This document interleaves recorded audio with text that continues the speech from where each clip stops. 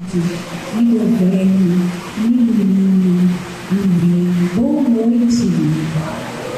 Que alegria que você veio aqui na nossa casa, na sua casa. Sacramento de amor somos nós.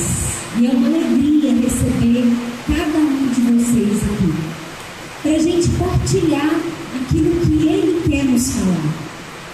Mas antes de começar, olha o tema hoje que a direção do Kairos trouxe para nós: a oração que agrada a Deus. Então eu fui rezar, estou pensando, estou meditando nisso e perguntando: Senhor, o que o Senhor quer falar de nós? O que o Senhor quer puxar? Qual é o fio de ouro dessa palavra? A oração que agrada a Deus. E aí eu comecei a fazer algumas perguntas e eu queria também te questionar: o que é oração para você? O que é oração? O que você veio fazer aqui? O que procurais? Ou a quem procurais? O que é oração? Eu comecei a fazer para antes de ter uma oração que agrada a Deus, o que eu quero encontrar na oração? Ou quem eu quero encontrar na oração? E aí, amados, eu comecei a pensar no encontro daqueles que nos precederam na oração, que nos ensinam a rezar. Nós temos alguns gigantes aqui na nossa história. Por exemplo, Francisco, aquele belo jovem de Assis, e que num determinado momento da vida dele houve um encontro que mudou para sempre o rumo da vida dele. Não sei se você sabe, mas ele estava preso, não sei se em Perugia, porque ele sonhava ser um grande cavaleiro, e ele recebeu ali na prisão um evangelho.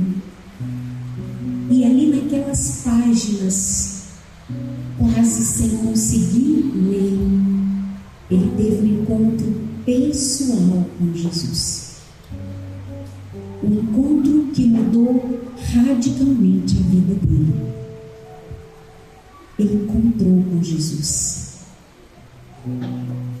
Madre Teresa também, aquela irmã muito inteligente,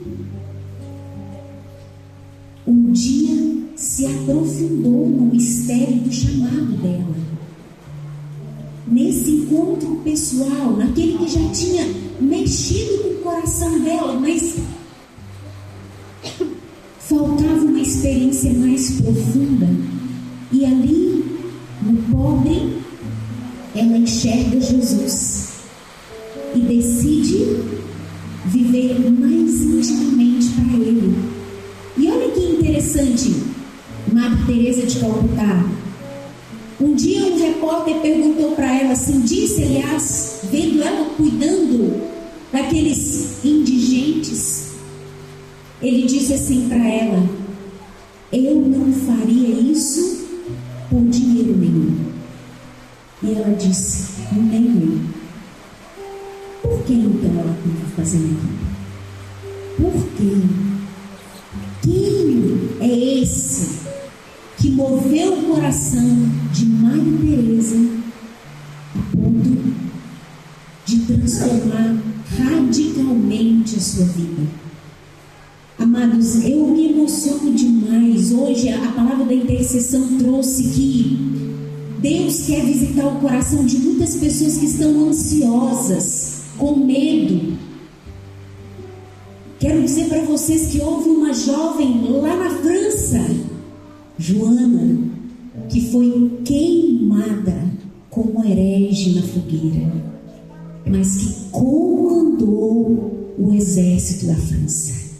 A pedido de quem? Quem moveu o coração daquela menina a ponto dela se encontrar com o rei, pedir a ele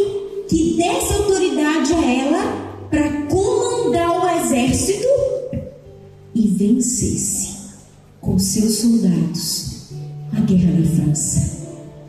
E uma experiência tão forte, tão profunda, a ponto de achar que ela não era movida por Deus, mas pelo demônio. Ela morreu queimada como bruxa.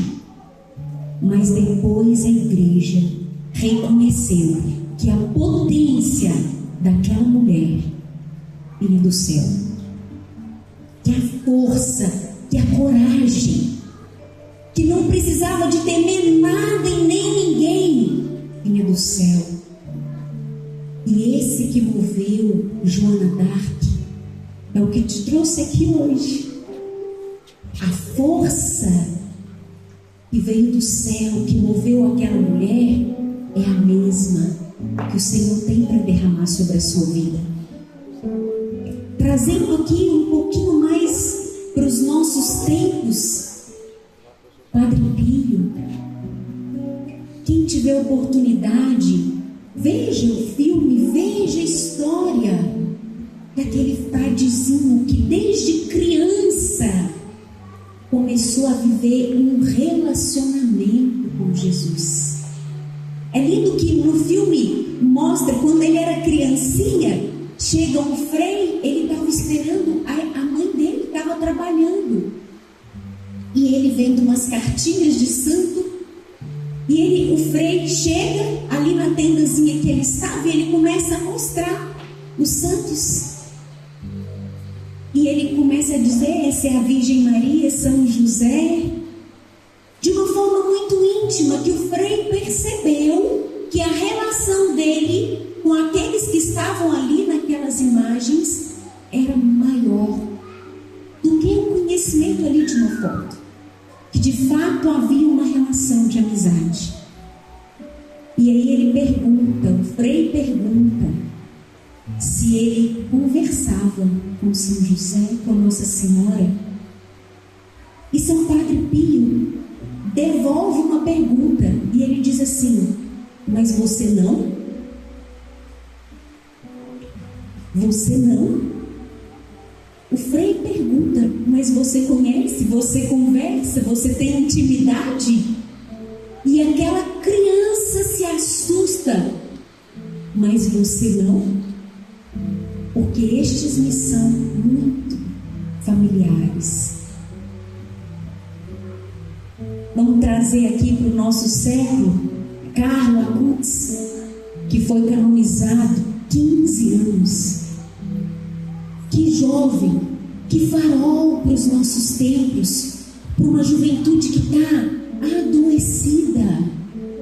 Meu Deus, a nossa juventude jaz sobre as trevas nesses tempos de hoje. E aí de repente se levanta um jovem livre no Senhor, um jovem que é um farol, e que vai dizer para os nossos jovens aí: a Eucaristia é a minha autoestrada, é o meu caminho.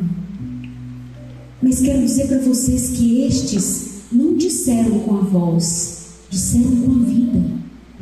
E sabe o que aconteceu na vida deste e de tantos outros? Eles viveram uma relação de amizade com Jesus, aprofundaram nessa relação. E eu acho que o que te trouxe aqui hoje é um pouco isso, é um desejo de aprofundar nessa intimidade. Por isso eu quis fazer essa introdução. Quem é Jesus para você? Quem é Jesus para você? Como que anda a relação de amizade entre vocês dois? Como é que acontece a comunicação? Porque a amizade, Santa Teresa vai dizer que oração e vida se misturam. Então vocês precisam se misturar. E essa amizade sua com Jesus precisa entranhar na sua vida. E a sua vida precisa se entranhar nele. Oração e vida se misturam. E é preciso deixar muito claro quem é Jesus para você. Se nós fôssemos perguntar para Paulo, quem é Jesus para Paulo? Ele vai dizer: foi aquele que cruzou meu caminho na estrada de Damasco. Paulo ia perseguir os cristãos. Paulo assistiu com total aprovação à morte de Estevão, a pedradas, espancado. E Paulo ali aprovando aquele homicídio. Mas de repente, aquela luz, aquele clarão atravessou a vida de Paulo. Quem é Jesus para Paulo? Aquele que atravessou o meu caminho em Damasco. Aquele que mudou completamente a minha vida. Quem é Jesus para Pedro? Aquele simples pescador. Meu Deus! Como Jesus agiu na vida de Pedro para transformar aquele homem tão rude, mas que foi se deixando moldar, foi se deixando. É muito nítido se a gente pega na vida de São Pedro a ação de Jesus na vida dele, transformando aquele homem rude, durão. Olha, São Pedro, quando Jesus vai ser crucificado, quando ele é pego, o soldado Pedro corta a orelha do soldado. Jesus cola a orelha. Gente, imagina a cena. Chega a ser até cômico. Pedro achando o máximo: eu te defendo, Jesus, eu dou minha vida pelo Senhor. E Jesus dá uma risadinha: dá sua vida por mim, Pedro. Hoje, antes que o galo cante, há de me lembrar. Será que isso aí também não fala um pouquinho de nós? Mas não importa. Esse Pedro foi deixando a vida dele se misturar no Senhor. E ele foi sendo transformado, que no final da vida dele, quando os algozes chegaram e anunciaram que morte, ele seria sacrificado, ele seria crucificado. Então ele disse: eu não sou digno de morrer como o Senhor. Pedro é crucificado de cabeça para baixo. Que honra para Pedro morrer como o Senhor dele. Olha como a vida de Pedro foi sendo forjada, foi se misturando na vida de Jesus.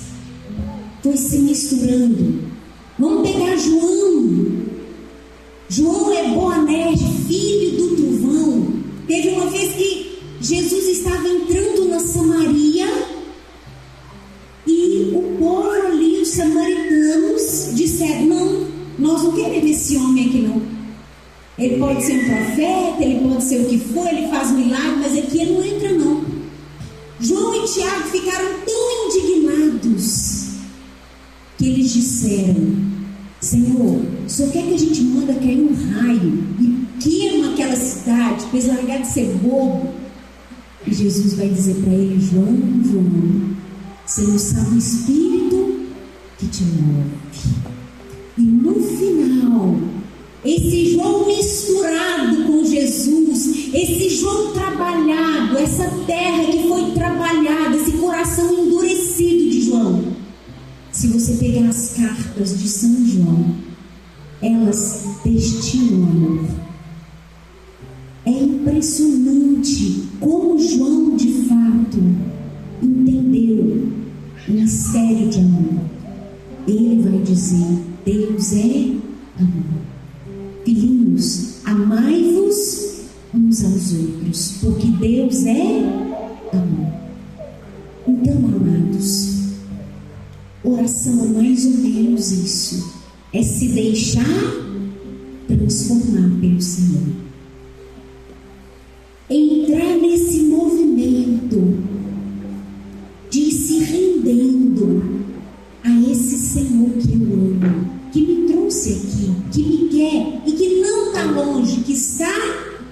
dentro de mim, que está em mim. Uma frase que me vinha muito quando eu rezava por você e rezava por essa noite, foi quando Jesus estava próximo de morrer na cruz. Ele disse para os apóstolos: ninguém me tira a vida, eu a dou livremente. Amados, olhando ali para Jesus, e é lindo, ele ainda está de olhos abertos. Ele ainda está de olhos abertos. Que essa frase possa ecoar no seu coração. Ninguém me tira a vida, eu a dou. E a dou por você. Esse é o mistério, esse é o preço que Ele pagou para viver esse relacionamento de intimidade com você, para entrar nesse mistério. E nada mais interessa para Jesus, nada mais do que viver com você essa intimidade, esse relacionamento. Ele quer se dar a você, se dar por inteiro, e quer tomar para Ele a sua vida por inteiro. Feche seus olhos um pouquinho, e mesmo nesse barulho da chuva, não importa. Entra nesse movimento, entra nesse mistério, como se existisse agora só você em Jesus, só você. E Ele se apresenta ressuscitado, mas o ressuscitado é também o crucificado. E quando nós nos encontrarmos com o Senhor glorioso, nós vamos enxergar as marcas da paixão. E a primeira coisa que o Senhor vai te mostrar é as mãos marcadas pelos pregos que atravessaram as suas mãos. O Senhor vai te mostrar o lado rasgado pela lança. O coração de Jesus foi rasgado, e Jesus vai te mostrar o coração dele rasgado. E nesse coração rasgado Ele quer dizer: foi aqui, filho, é aqui no meu coração que eu te coloquei, que eu te trago. Ele vai te mostrar as marcas do coração. Ele vai te mostrar os pés. As marcas estão lá. O ressuscitado vai trazer as marcas dos pés que foram cravados na cruz. Cravados na cruz por sua causa. Ninguém tirou a vida de Jesus. Ele a deu por você. Ele deu a vida dele por você. Por isso, deixe agora essa entrega de nosso Senhor ser um berro, ser um grito aí no seu coração. E diga aí no seu coração: eu também quero, Senhor, dar a minha vida. Eu também quero, Senhor, responder. Eu quero me deixar misturar. Porque oração e vida se misturam. Porque o desejo de Jesus é misturar na sua vida, é adentrar na sua vida, é adentrar a sua história. Deixe-se agora enamorar por este. Deixe-se agora se convencer desse amor, do quanto você foi e é amado, amada. O quanto você vale.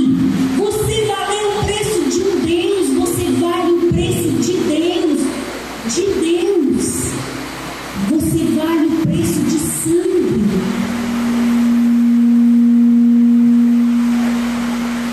Deixa esse amor agora alcançar a sua vida. Vai se entregando agora ao Senhor. Vai se sentindo amado, amada. Vai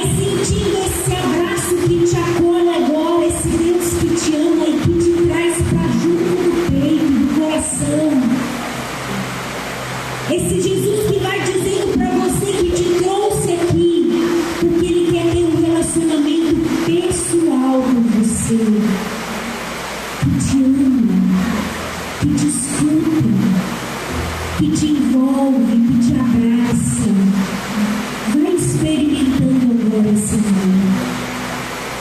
Vai experimentando agora.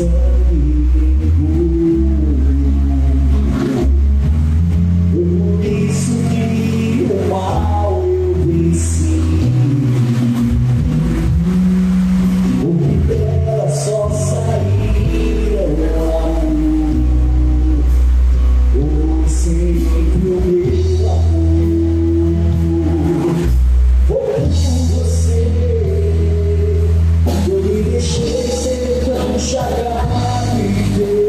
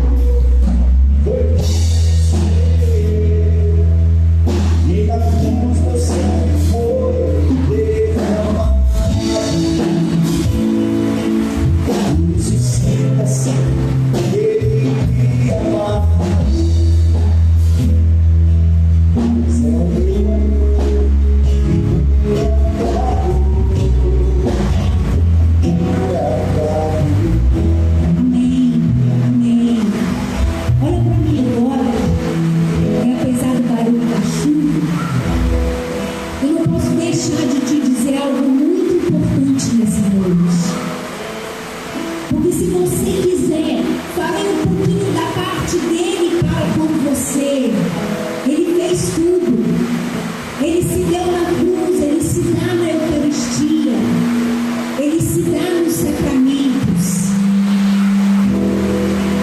Mas é preciso que você também faça algo para que esse encontro de fato aconteça. São Pedro vai dizer: revestidos de toda a humildade, porque Deus resiste aos soberbos. A oração que agrada a Deus é a oração dos humildes. Seja humilde na sua oração, seja quem você é, nem mais nem menos. Futoshi um dia disse que o humilde é aquele que diz: se ele tem 1,80 m, ele vai dizer que tem 1,80 m, nem mais nem menos. Seja quem você é na sua oração, seja humilde. Santa Teresa vai dizer que humildade é andar na verdade. Muitas vezes a nossa oração não chega no coração de Deus, porque nos falta essa soberana virtude, a virtude da humildade. Ser aquilo que eu sou diante de Deus. São Francisco, Santo Antônio, não sei, vai dizer: o homem vale o que ele é diante de Deus e nada mais. Nada mais. É preciso que sejamos humildes na nossa oração, na nossa relação com Deus. Qual é a sua verdade? Qual é a sua verdade? Humildade é andar na verdade. E sabe quem é que vai te revelar a sua verdade? Ele mesmo. Porque ele te conhece mais do que você mesmo. Ele é quem vai te revelar a sua verdade. Por isso, nesse movimento de amizade, de relação, deixe que ele revele a sua verdade. E não tenha medo de trazer a sua verdade à tona. Por mais sofrida que ela seja, por mais miserável, por mais feia que seja, deixa vir à tona a tua verdade. Porque o Senhor só pode trabalhar na verdade. Quando ele se encontrou com a samaritana naquele poço, ela estava no poço à procura de água. E ela vai ao meio-dia, não era horário das mulheres irem buscar água. Mas ela era alguém discriminada, que já havia se perdido pelo caminho. Ela nem tinha coragem de ir mais cedo para se encontrar com outras mulheres.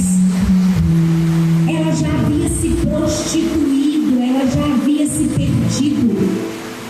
Era considerada uma mulher indigna. Mas Jesus volta para aquele poço. Chega ali meio-dia, na metade do dia, ele encontra com aquela mulher. E ele pede água para ela. Ele demonstra para aquela mulher que ele deseja algo dela, o coração. E ela, como era uma samaritana, e judeus e samaritanos não se davam, então ela pergunta: como pode você, um judeu, me pedir água?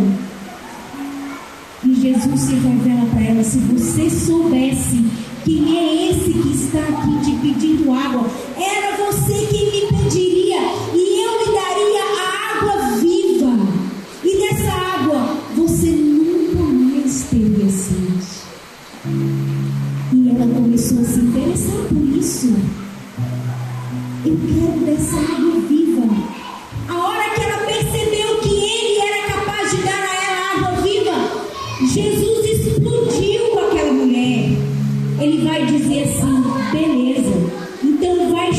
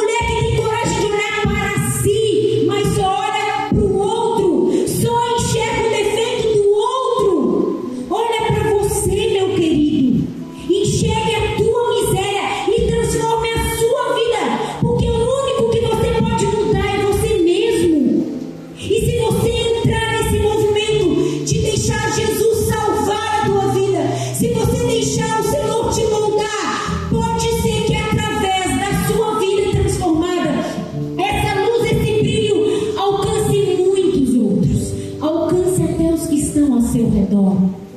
Mas não vão ser as suas palavras, o seu dedo apontado, a sua acusação que vai transformar quem está perto, mas o farol, que é Cristo brilhando dentro de você. O movimento de deixar ser transformado, de deixar ser lapidado, ser lavado nessa água viva e se encher dessa água viva na Eucaristia e alimentar dessa água na palavra, na sua relação de amizade com Ele. Isso sim vai te transformar e vai te fazer alcançar lugares que você nunca imaginou chegar. E vai te fazer chegar em corações que talvez você nunca imaginou chegar. Deixe o Senhor fazer isso com você. Deixe o Senhor transformar a sua vida. Olha, meus amados, eu gosto muito de olhar para a vida dos santos. E é lindo. Santa Edith Stein era uma mulher. Edith Stein, Benedita da Cruz, era uma filósofa muito famosa, e ela era judia, mas um dia, lendo os livros de Santa Teresa d'Ávila, tem mais coisas, mas não dá tempo de dizer tudo. Lá na Polônia, se eu estiver errado, alguém me ajuda aqui, que minha cabeça está tão ruim, mas acho que era na Polônia mesmo. Gente, pensa numa mulher brilhante, à frente do seu tempo, uma intelectual conhecida internacionalmente do século passado, uma mente brilhante, lendo o livro da vida de Santa Teresa e percebendo a experiência íntima de Santa Teresa. E a busca daquela mulher era a verdade. Eu quero saber a verdade, eu quero conhecer. E ela se emaranhou na filosofia porque ela queria descobrir a verdade. E a verdade é uma pessoa, a verdade é Cristo. E quando ela se encontrou com Cristo, no livro Como Ouro Purificado no Fogo, diz que quando ela se encontrou com Cristo, na verdade, ela fez calar o seu espírito ávido de conhecimento para conhecer somente a Deus, entrar apenas nos mistérios de Deus. Santa Edith vai para o Carmelo e aqueles que estavam ali ao seu redor não compreendem. Como assim? Nós precisamos que você fale, nós precisamos que você brilha demais. E ela, Cristo, eu só quero Cristo. E começando ali a Segunda Guerra Mundial, eles vão fazendo de tudo para que ela não vá para o Carmelo, para que ela mude de ideia, para que ela deixe de ser cristã. E uma loucura, gente, porque a família dela é judia. A mãe, como a mãe sofreu vendo Edith indo embora para o Carmelo. E se ela recusasse Cristo, se ela deixasse o Carmelo, ela talvez teria chance de não ir para o centro, para o campo de concentração, na explosão ali. Quando os alemães vieram pegando os poloneses, ela era de família judia, mas ela não posso mais calar a verdade que grita aqui dentro de mim.